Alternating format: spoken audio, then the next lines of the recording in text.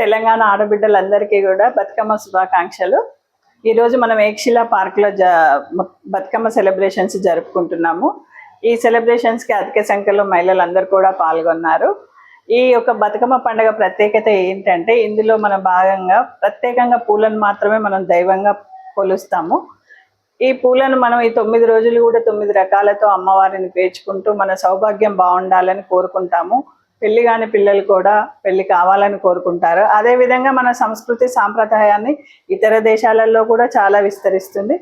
ఇతర దేశాలలో కూడా మన భారతీయ మహిళలు మాత్రమే మన సంస్కృతి సాంప్రదాయాన్ని విస్తరింపజేస్తున్నారు. వారికి కూడా నా యొక్క శుభాకాంక్షలు, బతుకమ్మ శుభాకాంక్షలు.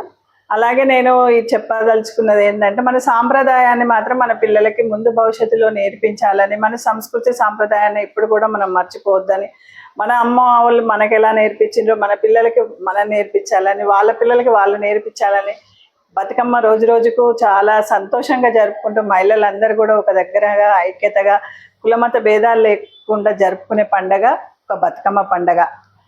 ఈ పండుగను అందరు మహిళలు చాలా బాగా జరుపుకోవాలని, ఇక ముందు కూడా విదేశాలలో కూడా మన పండుగ విస్తరించాలని కోరుకుంటూ బతుకమ్మ శుభాకాంక్షలు తెలుపుతూ, నా పేరు రత్నలక్ష్మి, నేను హన్మకొండ డిస్ట్రిక్ట్ మహిళా ప్రెసిడెంట్ని.